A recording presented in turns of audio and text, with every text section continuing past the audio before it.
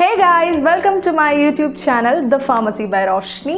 അപ്പോൾ ഇന്നത്തെ വീഡിയോ കുറച്ച് സ്പെഷ്യൽ ആണ് കാരണം നമ്മളിപ്പോൾ പുതിയ ഓരോ കാര്യങ്ങൾ എക്സ്പെരിമെൻ്റൽ ആയിട്ട് ചെയ്ത് നോക്കുകയാണ്. അപ്പോൾ ക്ലാസ്സസിൻ്റെ കൂട്ടത്തിൽ എക്സാംസിന് വളരെ ഇമ്പോർട്ടൻ്റ് ആയിട്ടുള്ള ഒരു കാര്യമാണ് ഈ MCQ അല്ലെങ്കിൽ വൺ വേർഡ് എന്നൊക്കെ പറയുന്നത്. പ്രത്യേകിച്ച് യൂണിവേഴ്സിറ്റി എക്സാം, അതും ഡിപ്ലോമ പോലൊരു പ്രോഗ്രാമിൽ എന്ന് പറയുമ്പോൾ നിങ്ങൾക്ക് അറിയാം 20 മാർക്സിനാണ് വൺ വേർഡ് വരുന്നത്. അപ്പോൾ 20 മാർക്സ് എന്ന് പറയുമ്പോൾ അത് കിട്ടാൻ വളരെ ബുദ്ധിമുട്ടാണ്. സോ ആ 20 മാർക്സിന് നിങ്ങളെ ഫെയിലാക്കാനും അതുപോലെ തന്നെ പാസ്സാക്കാനും 20 മാർക്സിനെ ഡിപ്പെൻഡ് ചെയ്തിട്ടാണ് ഇരിക്കുന്നത്. അപ്പോൾ നമ്മൾ MCQ അല്ലേ, അതപ്പോൾ നമ്മളെല്ലാം തിയറിയിൽ പഠിച്ചു കഴിഞ്ഞാൽ നമുക്കൊരുവിധം MCQ ഒക്കെ ആൻസർ ചെയ്യാൻ പറ്റും, അതിനെന്തിനത്ര ഇമ്പോർട്ടൻസ് എന്നൊക്കെ വിചാരിക്കും. പക്ഷേ MCQ is not simple. One word അല്ലെങ്കിൽ ഫിൽ ഇൻ ദ ബ്ലാങ്ക്സ് ആയിട്ടായിരിക്കും നിങ്ങൾക്ക് ചോദിക്കുന്നത്. അപ്പോൾ ഈ വൺ വേർഡ് എന്ന് പറയുന്നത് വളരെ വലിയൊരു വില്ലനാണ്. ഓപ്ഷൻസ് ഉണ്ടെങ്കിൽ കുറച്ചെങ്കിലും നമുക്കൊരു ഐഡിയ ഉണ്ടാവും എന്താണ് ചൂസ് ചെയ്യേണ്ടത്. പക്ഷേ ഓപ്ഷൻസും കൂടെ ഇല്ലെങ്കിൽ നമുക്ക് ഭയങ്കര ബുദ്ധിമുട്ടായിരിക്കും. അപ്പോൾ ഈ സെഷനിൽ നമ്മൾ നോക്കാനായിട്ട് പോകുന്നത് MCQs അല്ലെങ്കിൽ fill in the blanks type questions ആണ്. അപ്പോൾ വൺ വേർഡ് ക്വസ്റ്റ്യൻ ആണ്. ഇന്നത്തെ ഫസ്റ്റ് വീഡിയോയിലായിട്ട് നമ്മൾ MCQയുടെ ഡിസ്കസ് ചെയ്യാൻ പോകുന്നത് ഹ്യൂമൻ അനാറ്റമി ആൻഡ് ഫിസിയോളജി. അപ്പോൾ എക്സാംസിന് ഇത് വളരെ യൂസ്ഫുൾ ആയിരിക്കും. അപ്പോൾ എല്ലാവരും ഒരു പെന്നും പേപ്പറും എടുത്തിട്ട് മാത്രം ഈ വീഡിയോയിൽ ഇരിക്കുക. അപ്പോൾ ഞാൻ ഈ ക്വസ്റ്റ്യൻസ് വായിക്കാം, നിങ്ങൾക്ക് അതിന് ആൻസർ ചെയ്യാൻ പറ്റുന്നുണ്ടോ എന്ന് നിങ്ങൾ സ്റ്റാർട്ടിങ്ങിലൊന്ന് നോക്കുക. അപ്പോൾ നിങ്ങൾക്ക് മനസ്സിലാവും MCQ അല്ലെങ്കിൽ വൺ വേർഡ്സിൻ്റെ ഒരു ഇമ്പോർട്ടൻസ് എന്ന് പറയുന്നത്. സോ ഈ ഒരു ക്ലാസ്സിൽ നമ്മൾ നോക്കാനായിട്ട് പോകുന്നത് സെൻസ് ഓർഗൻസിൻ്റെ ആ ഒരു ക്വസ്റ്റ്യൻസ് ആണ്. അപ്പോൾ ഈ ക്വസ്റ്റ്യൻ എന്ന് പറയുമ്പോൾ ഒരു 40 ക്വസ്റ്റ്യൻസ് നമ്മൾ ഈ വീഡിയോയിൽ ഇൻക്ലൂഡ് ചെയ്തിട്ടുണ്ട്. So let's go to the video. Sense organs എന്ന് പറയുമ്പോൾ eye, ear, nose, tongue and skin, ഈ എല്ലാ സംഭവങ്ങളും അതിലുണ്ട്. അപ്പോൾ ഞാൻ ഓൾമോസ്റ്റ് ഇമ്പോർട്ടൻ്റ് ആയിട്ട് ഇപ്പോൾ നമ്മൾ മെയിനായിട്ട് ഫോക്കസ് ചെയ്യാന്ന് പറഞ്ഞു കഴിഞ്ഞാൽ ഐയും ഇയറും ആയിരിക്കും. അപ്പോൾ ഇതിൽ നിന്ന് തന്നെയാണ് കൂടുതൽ വെയിറ്റേജ് ആയിട്ട് അല്ലെങ്കിൽ കൂടുതൽ ഇമ്പോർട്ടൻസ് ആയിട്ട് ട്വിസ്റ്റ് ചെയ്ത് ചോദിക്കാവുന്നത്. അപ്പോൾ ഇതിൽ നിന്നാണ് മാക്സിമം ക്വസ്റ്റ്യൻസ് ഈ ഒരു 40 MCQ അല്ലെങ്കിൽ വൺ വേർഡിൽ നിന്ന് ഞാൻ ഇൻക്ലൂഡ് ചെയ്തിട്ടുള്ളത്. അപ്പോൾ നമുക്ക് നോക്കാം. ഫസ്റ്റ് ക്വസ്റ്റ്യൻ്റെ ഒരു ലിസ്റ്റൊക്കെ ഞാൻ ഉണ്ടാക്കി വെച്ചിട്ടുണ്ട്. അപ്പോൾ ഈ ലിസ്റ്റ് പ്രകാരം ഞാൻ വായിക്കാം. Ear is supplied with 8th cranial nerve called dash. Simple question ആണ്. ഇയർ ജസ്റ്റ് ഒന്ന് വായിച്ചിട്ടുണ്ടെങ്കിൽ പോലും നമ്മളത് മാർക്ക് ചെയ്ത് വെക്കുന്ന അത്രയും ഇമ്പോർട്ടൻറ്റ് ക്വസ്റ്റ്യൻ ആണ്. വെസ്റ്റിബുലോ കോക്ലിയർ നെർവ് അല്ലേ, 8th ക്രേനിയൽ നെർവ് ആണത് എന്നുള്ള കാര്യം നിങ്ങൾ മനസ്സിലാക്കുക. ഓൾറെഡി നിങ്ങൾ പഠിച്ചു വെച്ചിട്ടുണ്ടാവും ക്രേനിയൽ നെർവ്സിൻ്റെ ഓർഡറൊക്കെ. അതൊക്കെ അറിയുന്നവർക്ക് സിമ്പിളായിട്ട് ആൻസർ ചെയ്യാവുന്ന ക്വസ്റ്റ്യൻ ആണ്. And second question, 3 distinct part of inner ear. Inner ഇയറിലെ 3 ഡിസ്റ്റിങ് പാർട്ട് ഏതായിരിക്കും? സോ അതിലെന്ന് പറഞ്ഞു കഴിഞ്ഞാൽ നമ്മൾ മെയിനായിട്ടും നോക്കുമ്പോൾ എന്താണ് പാർട്സ് ആയിട്ട് എഴുതേണ്ടതെന്ന് ചിന്തിക്കും. പക്ഷേ മെയിനായിട്ട് വേറൊന്നുമല്ല, കോക്ലിയ, അതുപോലെ തന്നെ സെമി സർക്കുലർ കനാലും അതുപോലെ തന്നെ കുറച്ച് നെർവ്സും, ഇത് മാത്രമാണല്ലോ ഇന്നർ ഇയേഴ്സിലുള്ളത്. അപ്പോൾ ഈ 3 പാർട്സ് അങ്ങോട്ട് എഴുതി വെക്കുക. ഈ തേർഡ് ക്വസ്റ്റ്യൻ എന്ന് പറയുമ്പോൾ eardrum is also called as dash. ഇതും സിമ്പിളാണ്, ടിംപാനിക് മെംബ്രെയിൻ അല്ലേ. ടിംപാനിക് മെംബ്രെയിൻ അല്ലെങ്കിൽ ടിംപാനിയം എന്നല്ലേ ഇയർ ഡ്രം അറിയപ്പെടുന്നത്. ആൻഡ് അടുത്ത ഫോർത്ത് ക്വസ്റ്റ്യൻ നോക്കുകയാണെങ്കിൽ സെറൂമിനസ് ഗ്ലാൻഡ് സെക്രിറ്റ് ഡാഷ്. ഇയറിൽ ഇമ്പോർട്ടൻ്റ് ആയിട്ടുള്ളൊരു സംഭവമാണ് ഈ സെറൂമിനസ് ഗ്ലാൻഡ് എന്ന് പറയുന്നത്. ആ സെറൂമിനസ് ഗ്ലാൻഡ് ആണ് നമ്മുടെ ഇയർ വാക്സ് സെക്രീറ്റ് ചെയ്യുന്നത്. അപ്പോൾ ആൻസർ എന്ന് പറയുന്നത് വാക്സ് ആണ് കേട്ടോ സെറൂമിനസ് ഗ്ലാൻഡ് സെക്രീറ്റ് ചെയ്യുന്നത്. അപ്പോൾ അതിൻ്റെ ഫംഗ്ഷൻ എന്താണ് എന്നൊരു ക്വസ്റ്റ്യൻ വേണമെങ്കിൽ വരാം. It protects the year. Protection ആയിട്ടല്ലേ നമുക്കവിടെ വാക്സ് ഉള്ളത്. ഡസ്റ്റിൽ നിന്നും അതുപോലെ തന്നെ എക്സ്റ്റേണൽ ആയിട്ടുള്ള മൈക്രോ ഓർഗാനിസത്തിൽ നിന്നൊക്കെ ഉള്ള പ്രൊട്ടക്ഷൻ ആയിട്ടാണ് നമ്മുടെ സെറൂമിനസ് ഗ്ലാൻഡ് സെക്രീറ്റ് ചെയ്യുന്ന വാക്സ് ഫംഗ്ഷൻ ചെയ്യുന്നത്. സോ അതൊരു ഇമ്പോർട്ടൻ്റ് ആയിട്ടുള്ളൊരു ക്വസ്റ്റ്യൻ ആണ്. ഫിഫ്ത്ത് ക്വസ്റ്റ്യൻ എന്ന് പറയുന്നത് auditory ossicles are dash dash and dash. ഈ 3 സാധനങ്ങൾ ചേർന്നിട്ടാണ് ഓഡിറ്ററി ഓസിക്കിൾസ് വരുന്നത്. അപ്പോൾ അത് ഏതായിരിക്കും? ഡെഫിനറ്റ്ലി എല്ലാവർക്കും അറിയാം, മാലിയസ്, ഇൻകസ് ആൻഡ് സ്റ്റേപ്പിസ്. ഈ 3 സംഭവം ചേർന്നിട്ടാണ് ഓഡിറ്ററി ഓസിക്കിൾസ് എന്ന് പറയുന്നത്. ഇനി നെക്സ്റ്റ് ക്വസ്റ്റ്യൻ എന്ന് പറയുന്നത് സിക്സ്ത് ക്വസ്റ്റ്യൻ, സ്മോളസ്റ്റ് ബോൺ ഏതാണ്? അതായത് സ്മോളസ്റ്റ് ബോൺ കോമൺ ആയിട്ട് ചോദിക്കുകയാണ്, സ്മോളസ്റ്റ് ബോൺ ഏതാണെന്ന്. അപ്പോൾ സ്റ്റേപ്പിസ് ആണ് ആൻസർ. അപ്പോൾ സ്റ്റേപ്പിസ് എന്നുള്ളത് കുറച്ച് പേർക്കെങ്കിലും അറിയാവുന്ന ഒരു ആൻസർ ആണെന്ന് വിശ്വസിക്കുന്നു. ആൻഡ് അടുത്ത 7th ക്വസ്റ്റ്യൻ എന്ന് പറയുന്നത് ഇത് കുറച്ച് ഇമ്പോർട്ടൻ്റ് ആയിട്ടുള്ള ക്വസ്റ്റ്യൻ ആണ്. Eustachian tube also called as dash. Eustachian ട്യൂബിന് വേറൊരു പേരും കൂടി ഉണ്ട്. എന്താണത്? It is pharyngotympanic tube. ആ ഫാരിഞ്ചിയോ ടിംപാനിക് ട്യൂബ് എന്ന് പറയുന്ന ആ ഒരു പേരിലും കൂടി യുസ്തേഷ്യൻ ട്യൂബ് അറിയപ്പെടുന്നുണ്ട്. അപ്പോൾ അത് ഒരു ഇമ്പോർട്ടൻ്റ് ആയിട്ടുള്ള ക്വസ്റ്റ്യൻ ആണ്. And 8th question, fluid present in bony labyrinth is dash. Bony ലാബ്രിന്തിലും അതുപോലെ തന്നെ നമ്മുടെ മെംബ്രേനിയസ് ലാബ്രിന്തിലും തമ്മിലുള്ള ഫ്ലൂയിഡ്സ് വ്യത്യാസം നമ്മൾ എപ്പോഴും മനസ്സിലാക്കണം. അങ്ങോട്ടും ഇങ്ങോട്ടും മാറിപ്പോകാൻ വളരെ ചാൻസ് ഉള്ളൊരു ക്വസ്റ്റ്യൻ ആണ്. ബോണി ലാബ്രിന്ത് ആണ് എന്നുണ്ടെങ്കിൽ അതിലുള്ള ഫ്ലൂയിഡ് എന്ന് പറയുന്നത് പെരിലിംപാണ്. ഓക്കെ, പെരിലിംഫാണ് അതിലുള്ള ഫ്ലൂയിഡ് എന്ന് പറയുന്നത്. അങ്ങനെയാണെങ്കിൽ നമ്മുടെ മെംബ്രേനിയസ് ലാബ്രിന്തിലെ ഫ്ലൂയിഡ് എന്തായിരിക്കും? എൻഡോലിംഫ്. സോ ആ ഒരു എൻഡോലിംഫും പെരിലിംഫും മാറിപ്പോകരുത്. അത് നിങ്ങൾ അങ്ങനെ തന്നെ നിങ്ങൾ എന്തെങ്കിലും കോഡ് ഇട്ടിട്ടൊക്കെ പഠിക്കാനായിട്ട് നോക്കുക. അപ്പോൾ അടുത്ത ക്വസ്റ്റ്യൻ എന്ന് പറയുന്നത് cochlear duct also called as dash. Cochlear ഡക്റ്റിന് മറ്റൊരു പേരുണ്ട്. ആ പേരെന്താണ്? It is scala media. Scala media എന്നാണ് നമ്മുടെ കോക്ലിയർ ഡക്റ്റിനുള്ള വേറൊരു പേരെന്ന് പറയുന്നത്. ആൻഡ് 10th ക്വസ്റ്റ്യൻ എന്ന് പറയുന്നത് sound is measured in units of dash. എന്താണ് സൗണ്ടിൻ്റെ യൂണിറ്റ് എന്ന് പറയുന്നത്? ഡെസിബൽ ആണ് സ്റ്റാൻഡേർഡ് ആയിട്ടുള്ള സൗണ്ടിൻ്റെ യൂണിറ്റ് എന്ന് പറയുന്നത്, decibel. Dash and dash parts of ear is concerned with balance. ബാലൻസിന് വേണ്ടിയിട്ട് നമ്മുടെ ചെവിയിൽ സഹായിക്കുന്ന ഏത് 2 പാർട്സ് ഉണ്ട്? അപ്പോൾ നമുക്കറിയാം ഇന്നർ ഇയർ ആയിരിക്കും എന്ന്. ഇന്നർ ഇയർ ആണെങ്കിൽ അതിൽ ഏതായിരിക്കും 2 പാർട്സ് എന്ന് ചോദിക്കുകയാണെങ്കിൽ സെമി സർക്കുലാർ കെനാലും അതുപോലെ തന്നെ വെസ്റ്റിബ്യൂളും. സോ ഈ 2 സംഭവങ്ങളാണ് നമ്മുടെ ബാലൻസ്, ബോഡിയുടെ ബാലൻസുമായിട്ട് ബന്ധപ്പെട്ട് കിടക്കുന്ന ചെവിയിലെ 2 പാർട്സ് എന്ന് പറയുന്നത്. ഓക്കെ, സെമി സർക്കുലാർ കെനാലും വെസ്റ്റിബ്യൂൾസും. And function of retina. അടുത്ത ക്വസ്റ്റ്യൻ. ഇപ്പോൾ ഇത്രയും നമ്മൾ ഇയറിൻ്റെ ആണ് ഡിസ്കസ് ചെയ്ത്, ഇനിയിപ്പോൾ അടുത്തത് ഐൻ്റെ വന്നിട്ടുണ്ട്. അപ്പോൾ ഐൻ്റെ ക്വസ്റ്റ്യൻ എന്താണ്? റെറ്റിനയുടെ ഫംഗ്ഷൻ എന്ന് പറയുമ്പോൾ നമ്മൾ എന്തായിരിക്കും ചിന്തിക്കുന്നത്? ഒബ്വിയസ്ലി ലൈറ്റ് സെൻസ് ചെയ്യുക, സെൻസിങ് ലൈറ്റ്സ് സെൻസ് ചെയ്യുക എന്നുള്ളതാണ് റെറ്റിനയുടെ ജോലി എന്ന് പറയുന്നത്. 13th question what are rods and cones. റോഡ്സും കോൺസും ഒരു എന്താണ്? പെട്ടെന്ന് ചോദിച്ചു കഴിഞ്ഞാൽ നിങ്ങൾക്കത് പറയാൻ അറിയണം. റോഡ്സും കോൺസും, റെറ്റിനയിലുള്ളതാണ് റോഡ്സ്, അത് നമുക്ക് ലൈറ്റ് സെൻസ് ചെയ്യാനാണ് ഹെൽപ്പ് ചെയ്യുന്നതെന്നൊക്കെ ചോദിക്കുന്നുണ്ട്. സോ ഇതൊക്കെ അറിയാം, പക്ഷെ എന്താണ് ഇതിൻ്റെ ആൻസർ ആയിട്ട് ചെയ്തിട്ടുണ്ട്? മെയിനായിട്ടും റോഡ്സും കോൺസ് എന്ന് പറഞ്ഞു കഴിഞ്ഞാൽ നമുക്ക് ലൈറ്റ് സെൻസ് ചെയ്യാൻ തന്നെയാണ് യൂസ് ചെയ്യുന്നത്. അപ്പോൾ ലൈറ്റ് സെൻസ് ചെയ്യുക അല്ലെങ്കിൽ സെൻസിങ് ഓഫ് ലൈറ്റ്സ്, അതിന് വേണ്ടിയിട്ടാണ് നമുക്ക് റോഡ്സും കോൺസും ഹെൽപ്പ് ചെയ്യുന്നത്. അപ്പോൾ സിമ്പിളായിട്ട് 1 വേർഡ് ചോദിക്കുകയാണെങ്കിൽ ഇതിൽ കൂടുതലായിട്ട് നമ്മൾ എഴുതേണ്ട കാര്യമില്ല. ഓക്കെ, സെൻസിങ് ലൈറ്റ്സ്, അത് തന്നെയാണ് നമ്മുടെ function of rods and cones എന്ന് പറയുന്നത്. അതായത് റെറ്റിനയിലുള്ള ലൈറ്റ്സ് സെൻസ് ചെയ്യുക എന്നുള്ളത്. ആൻഡ് അടുത്ത ക്വസ്റ്റ്യൻ എന്ന് പറഞ്ഞു കഴിഞ്ഞാൽ ടേസ്റ്റ് ബഡ്സ്. എന്തിനാണ് ടേസ്റ്റ് ബഡ്സ് ഉള്ളതെന്ന് ചോദിക്കുന്നത്. ടേസ്റ്റ് ബഡ്സ് എന്തിനാണെന്ന് ചോദിച്ചു കഴിഞ്ഞാൽ to experience taste. And 15th question എന്ന് പറയുന്നത് gustatory cells are found in dash. Gustatory cells എവിടെയാണ് കാണാൻ കഴിയുന്നത്? ഇതിന് പല ആൻസറൊന്നും ആലോചിക്കേണ്ട. ഗസ്റ്റേഷൻ എന്ന് പറഞ്ഞു കഴിഞ്ഞാൽ തന്നെ നമുക്ക് മൗത്ത് അല്ലെങ്കിൽ ടങ്ക് എന്നുള്ളൊരു ഓർമ്മയാണ് വരേണ്ടത്. ഓക്കെ, അപ്പോൾ ഗസ്റ്റേഷൻ എന്ന് പറഞ്ഞു കഴിഞ്ഞാൽ ആ ഒരു സെൽസ് കാണുന്നത് എവിടെയാണ്? ടങ്കിൽ തന്നെയാണ്. അപ്പോൾ ടങ്കിൽ നിന്നും പ്രതീക്ഷിക്കാവുന്ന ഒരു 1 വേർഡ് എന്ന് പറയുന്നത് അത് തന്നെയാണ്. ആൻഡ് അടുത്ത question white colour of the eye is called as dash, അല്ലെങ്കിൽ white part of the eye is called as dash. White part എന്ന് പറയുന്നത് സ്ക്ലീറയാണ്. സ്ക്ലീറ തന്നെയാണ് വൈറ്റ് പാർട്ട് എന്ന് പറയുന്നത്. അത് സ്ട്രക്ചർ ഓഫ് ഐ പഠിക്കുമ്പോൾ നമുക്ക് ക്ലിയർ ആയിട്ട് മനസ്സിലാവുന്നതാണ്. And next question 17th one. Aqueous fluid in eye maintains dash. നമ്മുടെ കണ്ണിലുള്ള aqueous fluid, that is aqueous humour അല്ലേ? ആ അക്വസ് ഹ്യൂമർ എന്തിനാണ് ഹെൽപ്പ് ചെയ്യുന്നതെന്നാണ് ചോദിക്കുന്നത്. Obviously intra ocular pressure maintain ചെയ്യാൻ തന്നെയാണ്. So the answer is intra ocular pressure. Intra ocular pressure എന്ന് പറയുമ്പോൾ പലരും IOP എന്ന് എഴുതാറുണ്ട്. IOP എന്ന് എഴുതരുത്.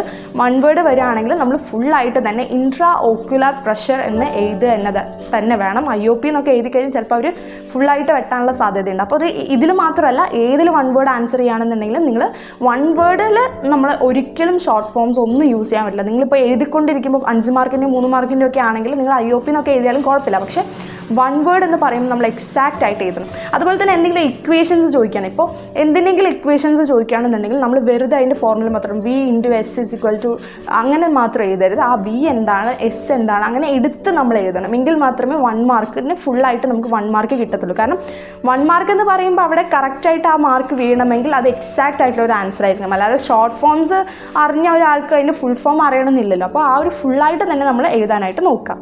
സോ നെക്സ്റ്റ് ക്വസ്റ്റ്യൻ എന്ന് പറയുന്നത് central aperture in the eye is called as dash. Answer pupil. Pupil തന്നെയാണ് സെൻട്രൽ അപ്പർച്ചർ എന്ന് പറയുന്നത്. 19th ക്വസ്റ്റ്യൻ എന്ന് പറയുന്നത് lens is circularly elastic by dash body. അതാണ് ക്വസ്റ്റ്യൻ എന്ന് പറയുന്നത്.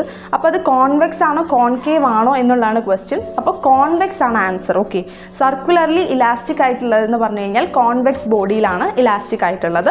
ആൻഡ് 20th one എന്ന് പറയുമ്പോൾ നോർമൽ ഇൻട്രാ ഓക്കുലാർ പ്രഷറിൻ്റെ റേഞ്ച് എത്രയാണെന്നാണ് ചോദിക്കുന്നത്. അപ്പോൾ നോർമൽ ഇൻട്രാ ഓക്കുലാർ പ്രഷർ എന്ന് പറയുമ്പോൾ പലർക്കും പല ആൻസർ ആയിരിക്കും. അപ്പോൾ ചിലർ <21 എന്നൊക്കെ എവിടേക്കെങ്കിലുമൊക്കെ കിട്ടണം. പക്ഷേ നമുക്ക് എക്സാക്റ്റ് ആയിട്ട് വേണം. ഇറ്റ് ഈസ് 10 to 21 mmHg ആണ്. അപ്പോൾ ഇങ്ങനത്തെ നോർമൽ റേഞ്ച് ചോദിക്കുമ്പോൾ നമ്മൾ അതിൻ്റെ കൂടെ യൂണിറ്റ് എഴുതുക എന്നുള്ളത് വളരെ ഇമ്പോർട്ടൻ്റ് ആണ്. ഏതൊരു സബ്ജക്റ്റ് ആണെങ്കിലും യൂണിറ്റ്സ് ഇമ്പോർട്ടൻ്റ് ആയിട്ട് എഴുതണം. mmHg എന്ന് തന്നെ എഴുതണം. അതും സ്മോൾ ലെറ്റർ ക്യാപിറ്റൽ ലെറ്റർ അങ്ങനെ ആയിരിക്കരുത്. സ്റ്റാൻഡേർഡ് ആയിട്ട് സ്മോൾ എമ്മിൽ m എന്നും ക്യാപിറ്റൽ എച്ചും ഒരു ജിയും ആ ഒരു രീതിയിലാണല്ലോ നമ്മൾ പ്രഷറിൻ്റെ പഠിച്ചിട്ടുള്ളത്. അപ്പോൾ ആ mmHg എന്നുള്ളത് കൃത്യമായിട്ട് നിങ്ങൾ എഴുതിയിരിക്കണം. സോ അത് ഇമ്പോർട്ടൻ്റ് ആയിട്ടുള്ള ഒരു കാര്യമാണ്. സോ നെക്സ്റ്റ് ക്വസ്റ്റ്യൻ എന്ന് പറയുന്നത് skin is the largest organ in the body has an area about dash. സ്കിന്നിൻ്റെ ഏരിയ എത്രയാണ് നോർമലി എന്നാണ് ചോദിക്കുന്നത്. അപ്പോൾ എക്സാക്റ്റ് ആയിട്ട് നമ്മൾ പറയുകയാണെങ്കിൽ 2 സ്ക്വയർ മീറ്റർ ആണ്. സോ എക്സാക്ട്ലി ചോദിക്കുകയാണെങ്കിൽ എല്ലാവർക്കും 2 സ്ക്വയർ മീറ്റർ ഉണ്ടാവണമെന്നില്ലല്ലോ. സോ 1.5 to 2 സ്ക്വയർ മീറ്റർ വരെ നമുക്ക് സ്കിന്നിൻ്റെ ഏരിയ ഉണ്ടാവും. അപ്പോൾ അതാണ് അതിൻ്റെ ആൻസർ എന്ന് പറയുന്നത്. ആൻഡ് അടുത്ത question blind spot is dash. Blind spot എവിടെയാണ് കാണുന്നത്? സോ ബ്ലൈൻഡ് സ്പോട്ട് എന്ന് പറയുന്നത് നമ്മുടെ റെറ്റിനയിൽ ഉള്ള ഒരു ഭാഗമാണ്. സോ ദാറ്റ് ഈസ് കോൾഡ് അല്ലെങ്കിൽ that is seen in optic region അല്ലെങ്കിൽ ഐ റീജിയനിലാണ് നമ്മൾ ഈ ബ്ലൈൻഡ് സ്പോട്ട് കാണുന്നത്. ഓക്കെ. ആൻഡ് അടുത്ത ക്വസ്റ്റ്യൻ എന്ന് പറയുന്നത് yellow spot is called as dash.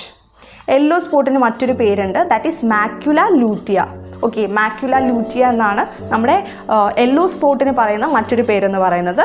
And അടുത്ത question I is supplied with dash nerve.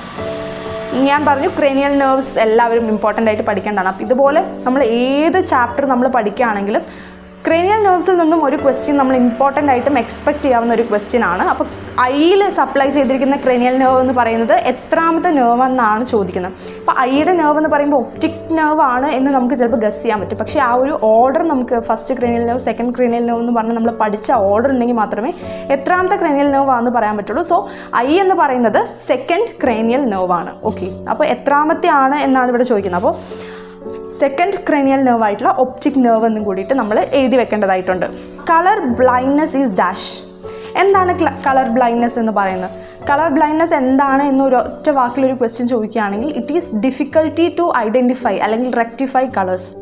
So മറ്റുള്ളവർ കാണുന്ന പോലെ അല്ല കളർ ബ്ലൈൻഡ്നെസ് ഉള്ള ആളുകൾ കളർ കാണുന്നത്. അപ്പോൾ ഡിഫിക്കൽട്ടി ഇൻ സീയിങ് കളേഴ്സ് അല്ലെങ്കിൽ സീയിങ് കളേഴ്സ് ഡിഫറെൻ്റ്ലി, അങ്ങനെയാണ് നമ്മൾ അതിൻ്റെ ആൻസർ ആയിട്ട് എഴുതേണ്ടത്. അപ്പോൾ കൂടുതലായിട്ട് നിങ്ങൾ എക്സ്പ്ലെയിൻ ചെയ്ത് എഴുതാൻ പറ്റില്ല. കാരണം 1 വേർഡ് എന്ന് പറയുമ്പോൾ നമ്മൾ 1 വേർഡിൽ ബ്രീഫായിട്ട് വേണം അതിൻ്റെ ആൻസർ ചെയ്യാൻ. സോ ചിലവിടെ പക്ഷേ അങ്ങനെ അല്ല, ഇങ്ങനെയൊക്കെ ചോദിക്കാറുണ്ട്. അപ്പോൾ നമ്മൾ അതിന് ഫുള്ളായിട്ടിരുന്ന് 2 ലൈനിൽ എക്സ്പ്ലെയിൻ ചെയ്ത് കഴിഞ്ഞാൽ മൊത്തത്തിൽ അത് ശരിയാണെങ്കിലും തെറ്റിടും. അപ്പോൾ നമ്മൾ ഏറ്റവും ഷോർട്ടായിട്ട് വേണം നമുക്ക് ആൻസർ ചെയ്യാനായിട്ട്.